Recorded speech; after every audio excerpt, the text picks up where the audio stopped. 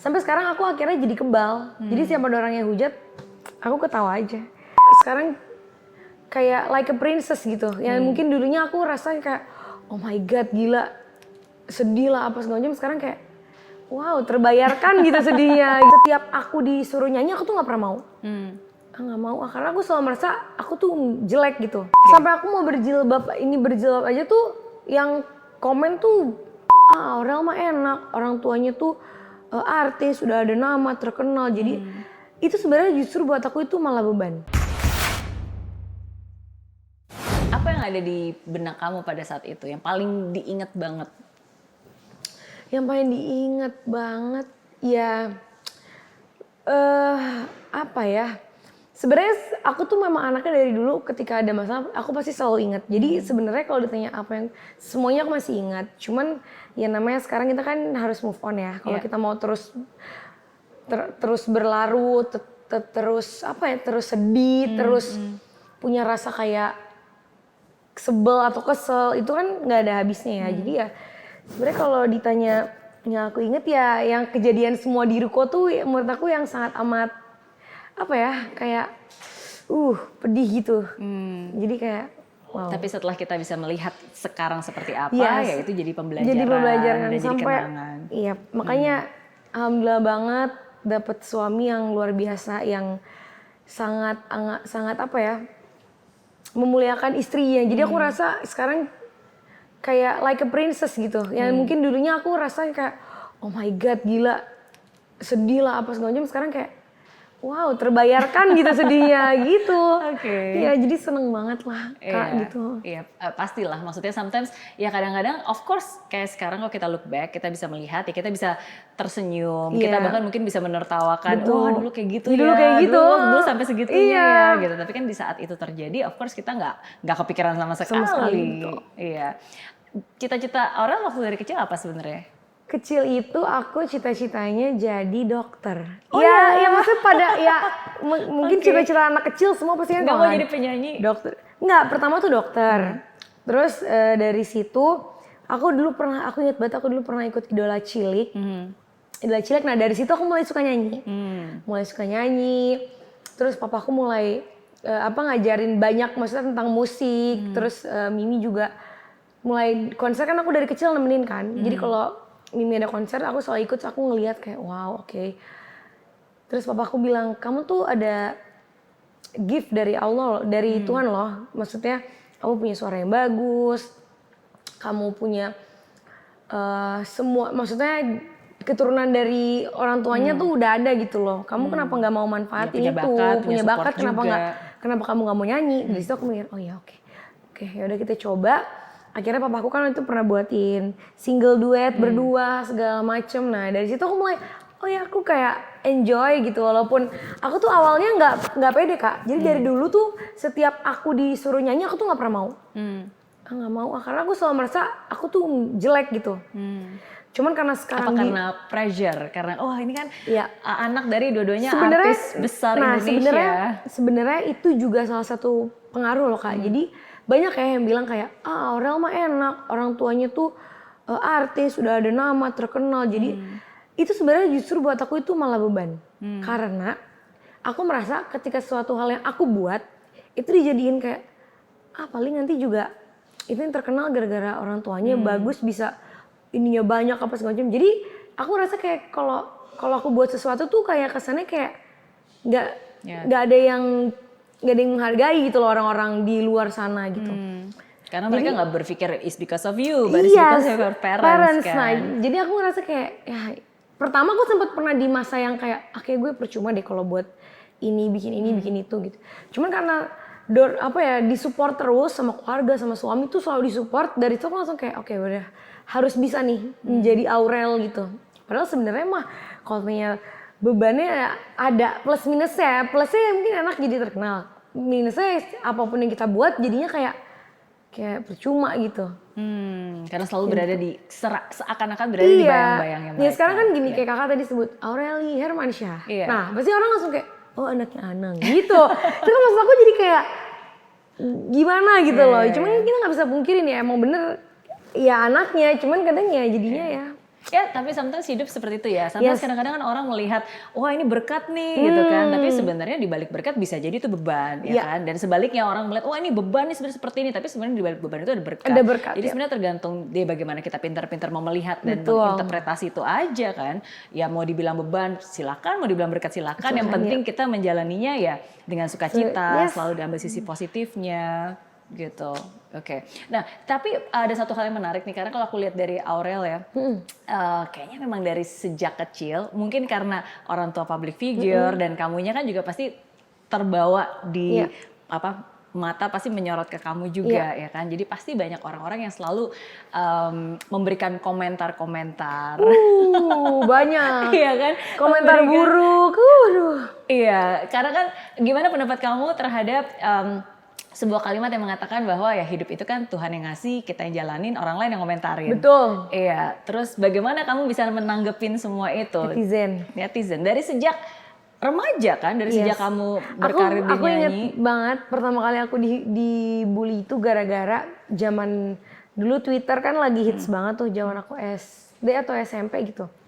Twitter lagi hits banget. Sempet ada, aku kan dulu ngefans banget sama Justin Bieber ya. Jadi jadi kan fans mereka tuh namanya Beliebers itu kan. Aku sempet di situ. Nah, sempet ada yang pernah buat bikin omongan di Twitter bahwa Justin Bieber kan setiap konser dimanapun itu mereka memang selalu ajak fans untuk naik ke atas panggung. Nah, orang itu pikir mereka bilang itu Aurel tuh yang akan naik. Nah, orang itu nggak suka fansnya, terus aku dihujat. Wah, itu dihujatnya parah, hujat fisik. Wah, itu apa hubungannya sama kamu? Karena menurut mereka biasanya yang naik atas panggung tuh pasti cantik-cantik. Oke, memang kamu datang ke konsernya? Aku nonton, tapi kan nonton karena aku fans, terus aku beli tiket gitu, nonton aja gitu. Nontonnya juga dia yang biasa aja gitu. Terus karena banyak berita yang gak enak, aku sebenarnya tuh SD udah kayak rasanya gimana ya, dibulinya fisik soalnya Kak. Jadi kayak benar-benar iya lu kan jelek gini gitu. Ya, udah parah banget deh. Dari situ cuman aku nggak ngomong ke orang tua, aku kayak yaudah aku pendem aja.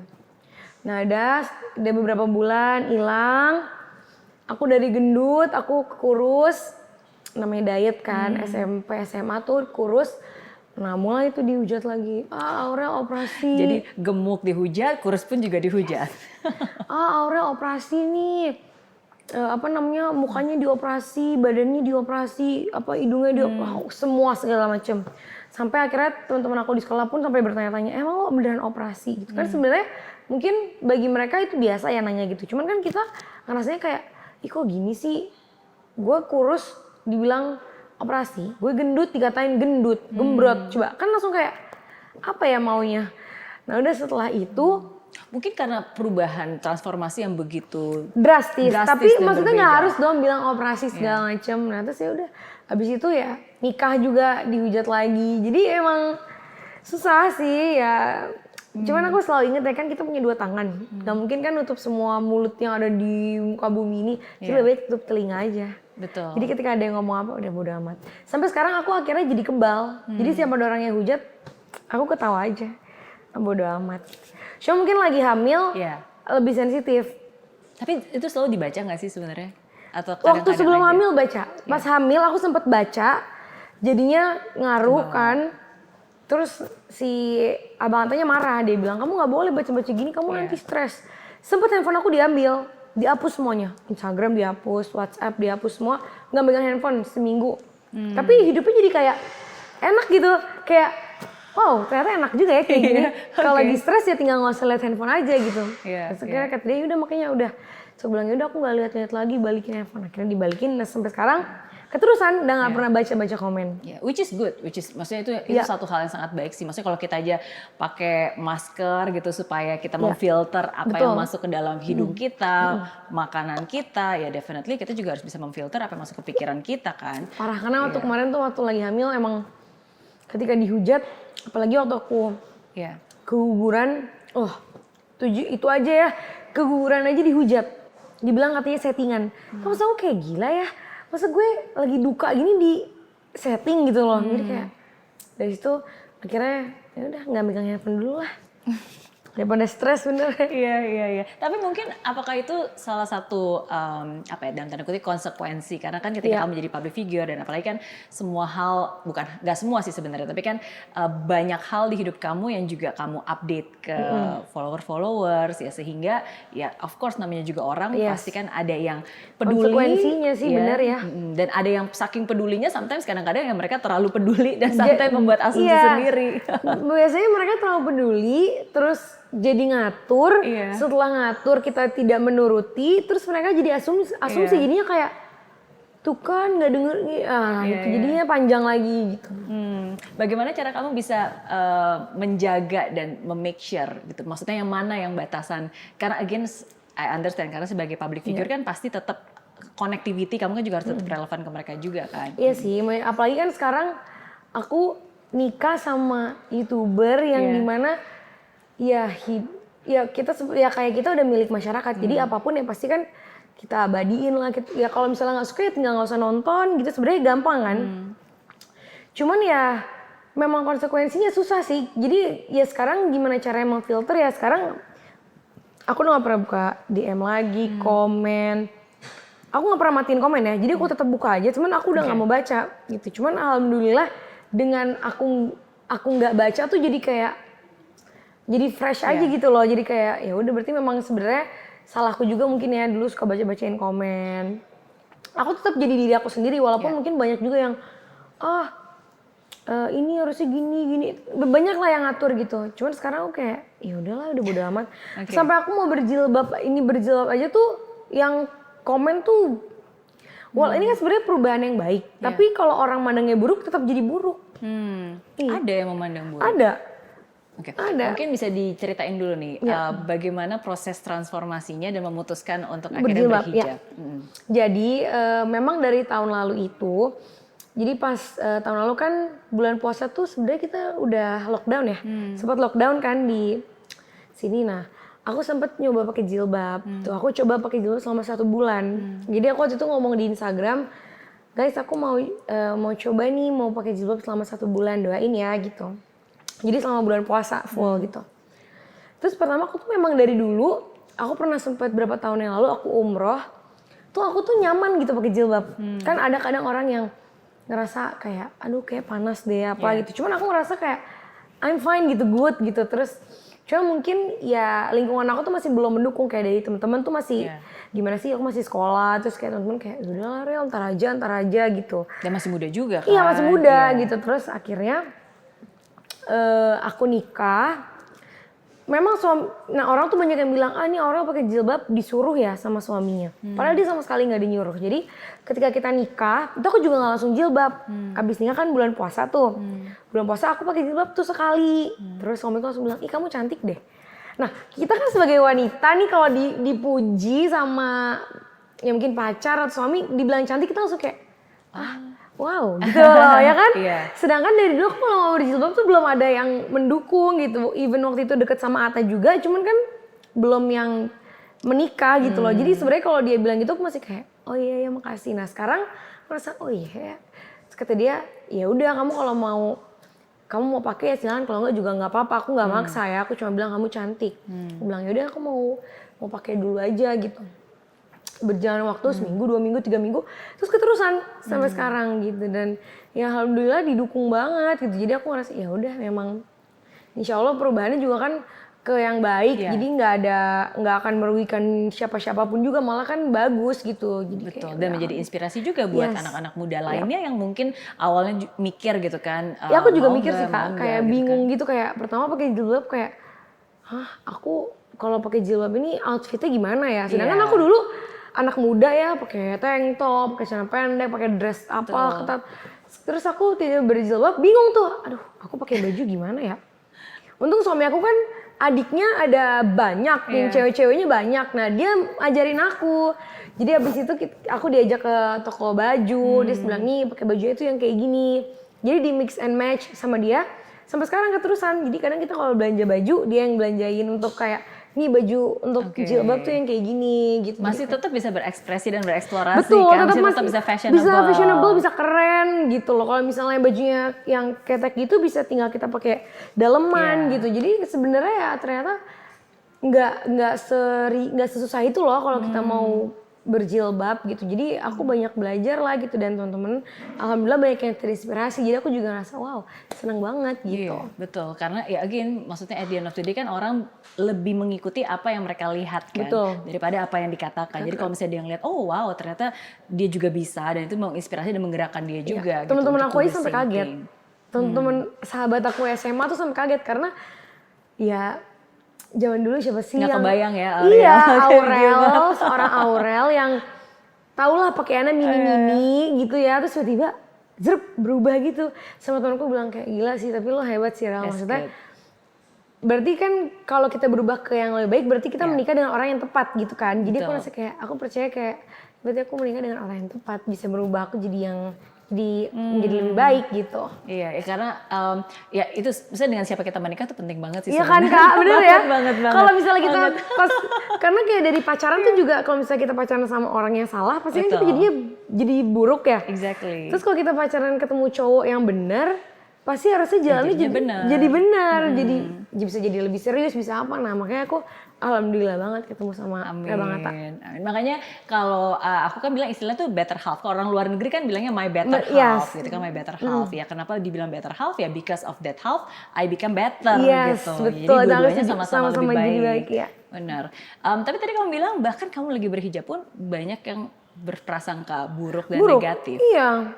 Apa yang ada di prasangka mereka? Wow, mereka bilang katanya aku apa? berjilbab ini karena Atta doang, bukan karena kemauan sendiri. Supaya kelihatan baik ya, apa segala macam. Padahal tuh sama sekali aku nggak ada pikiran kayak gitu, dan padahal suami aku nggak ada nyuruh gitu loh. Malah dia bilang kalau kamu mau pakai, kalau enggak. Jangan ikutin kata orang. Harus dari diri kamu. Karena kalau kita ngikutin kata orang, sewaktu-waktu kita bisa copot kan pasti. Iya, betul. Misalnya gini ya, amit-amit gitu ya. Misalnya tiba-tiba gitu, ada terjadi sesuatu di rumah tangga kita, terus kalau misalnya terjadi sesuatu yang buruk, aku jadi lepas gitu. Nah aku nggak mau kayak gitu juga, akhirnya aku pikir panjang kayak oke, aku yakin aku mau gitu. Terus kata suamiku yakin aku mau, doain ya. Ya udah bismillah ya udah akhirnya ya udah jadi berjilbab gitu. Iya, karena keputusan is something yang very personal kan, itu kan antara kamu dengan yang di atas. Sebenarnya tuh berat loh Kak, semua orang bilang katanya di usia muda lu memutuskan berjilbab yang dimana tadinya lu tuh ya gue tau lah gitu loh kehidupan lo tuh gimana, sebenarnya berjilbab tuh kayak gila itu berat loh, tapi luar biasa kata orang kamu. Apa ujian terberat ketika sudah memakai jilbab? Ya mungkin gini ya Kak, dulu kan waktu zamannya muda sebelum berjilbab, ya kalau nggak pakai jilbab kan aku masih bisa kayak pakai baju apa aja, terus kayak aku mau pergi kemana aja tuh bisa. Kalau sekarang kan kadang kalau aku pergi nongkrong sama temen-temen agak diliatin ya Kak, maksudnya kayak kita perginya kemana aja tuh diliatin gitu, maksudnya kayak takut ke tempat yang gimana-gimana, takut salah tempat gitu. Cuman setelah aku ngobrol sama Atta, dia bilang kayak nggak gitu, kamu tetap jadi diri kamu aja, kamu mau pergi kemana aja terserah kamu mau ngapain, yang penting kamu nggak melakukan hal yang buruk. Kalau misalnya teman-teman kamu misal mereka mau minum ya silakan, cuman kan kamu nggak, ya aku tetap makan apa. Jadi jangan membuat ini menjadi beban gitu loh ya. Jadi ya begitulah. Dinikmati. Tetap menjadi diri sendiri, tapi better version. Betul. Jadi ya kadang kalau kangen-kangen masa muda ya aku tetap pergi sama teman-teman. Cuman aku tahu batasan aku gitu. Jadi kayak oke.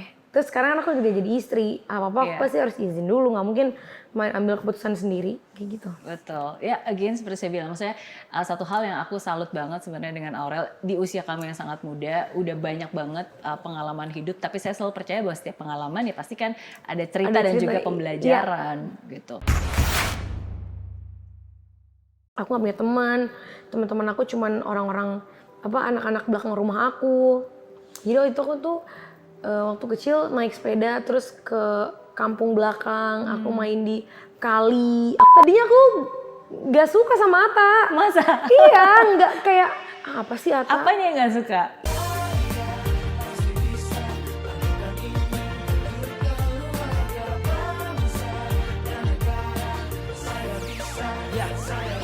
Rasanya bumi tanpa hujan, hidup tanpa tujuan, kering dan mati tanpa hijaunya tumbuhan. Demikian kalau mimpi tak kunjung terjadi,